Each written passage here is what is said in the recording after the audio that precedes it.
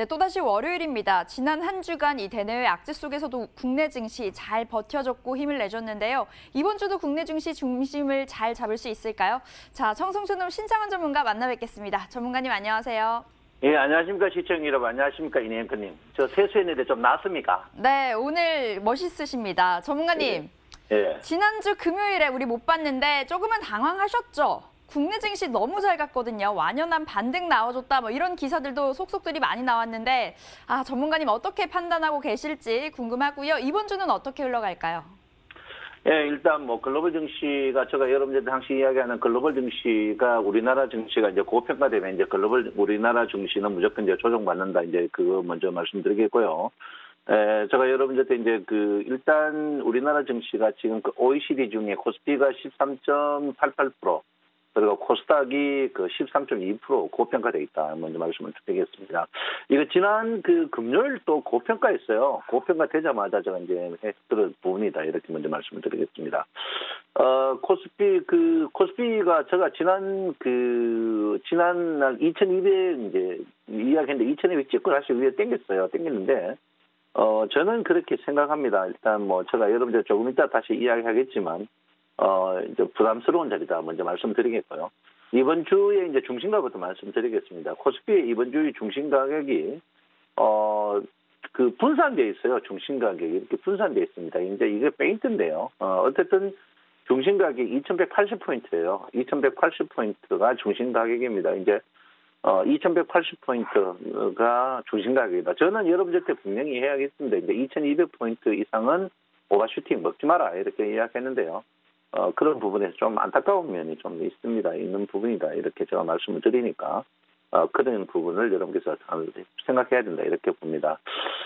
먼저 파생부터 이야기할 것 같으면요. 파생의 이제 중심 가격이 여러분 보다시피, 294포인트입니다. 파생이 294포인트인데, 이 파생의 294의 중심 가격, 제가 여러분한테 말씀드리고 싶은 게 뭐냐면, 파생이 294포인트가 종합주가 지수로 2180입니다. 2180이거든요. 2180 이상의 콜 상품을 갖고 있는 분들 전부 다 손절매를 과감하게 해라. 이렇게 제가 말씀드리겠습니다. 그래서 손절매를 과감하게 해야 된다. 이렇게 제가 여러분들도 먼저 말씀드리겠습니다. 그래서 이하 갖고 계시는 분들은 돈 먹고 나올 것 같은데, 2180 이상 갖고 있던 분들 수익 있으면 챙기는데 거의 마이너스 날 거예요.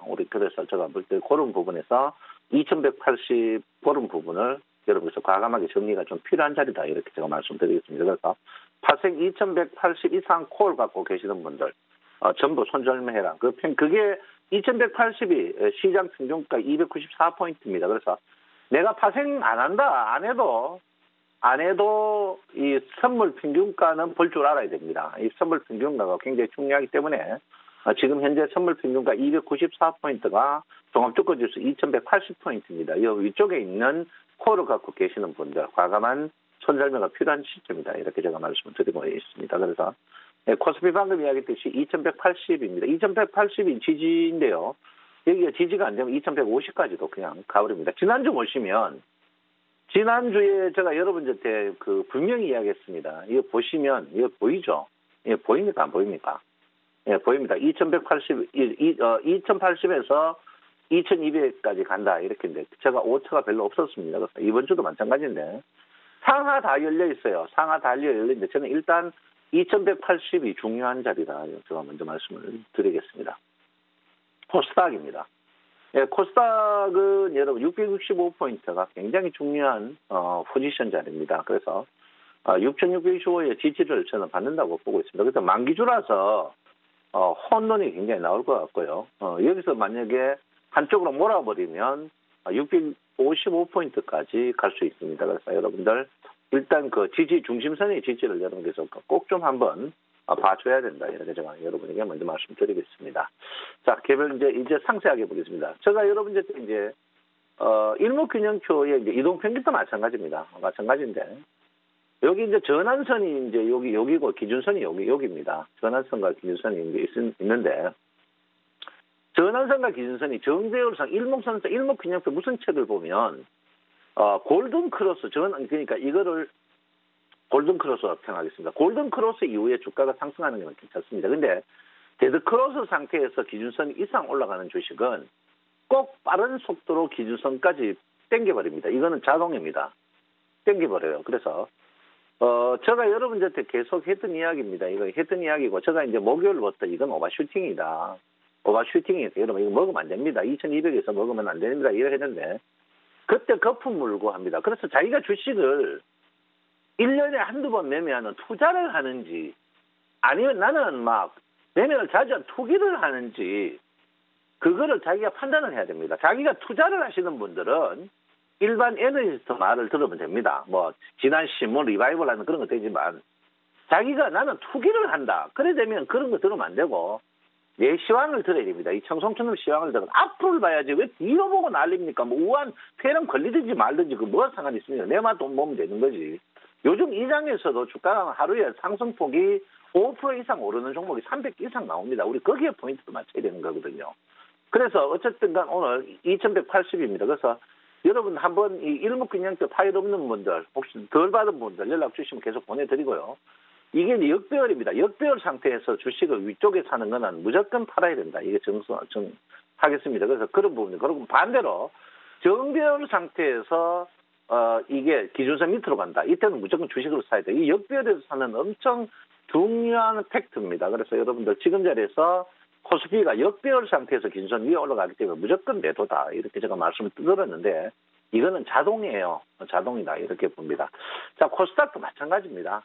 코스닥도 이게 이제 기준선이고 전환선인데, 역배열 상태에서 주가 올라갔습니다. 올라가기 때문에 제가 이제 기준선까지 떨어진다. 이렇게 이야기를 하는 건데, 떨어지는지 안 떨어지는지 한번 보시기 바랍니다. 제가 여러분들 때 61일 평의 지진지 저연지는 앞구름에 따라서 틀린다 했는데, 두 2탄으로 제가 이거를 여러분들한테 오픈합니다. 오픈하니까 역배열 상태에서 주식을 사고 싶은 분, 아니면 정배열 상태에서 매도하고 싶은 분, 이런 분들한테 이게 굉장히 중요한 그런 부분이니까 여러분 전환선과 기준선에 정배열 상태에서 올라가는 거는 굿이지만 역배열 상태에서 올라가는 거는 고점에 무조건 매도를 쳐야 된다. 이걸 여러분께서 좋은 말 할 때 줄 거 가지고 외워야 된다. 이렇게 제가 볼 수 있습니다.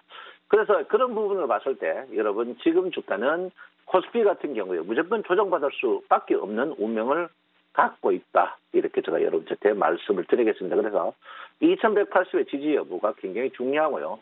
주식을 여기서 더 계속 갈 수 있느냐? 절대 못 갑니다. 주식은 전환선과 기준선의 골든크로스 이후에 주가가 많이 가지, 역배열 상태는 골든크로스 될 때까지 이 주가가 이 자리에서 찌글찌글하게 움직인다. 이렇게 제가 볼 수 있습니다.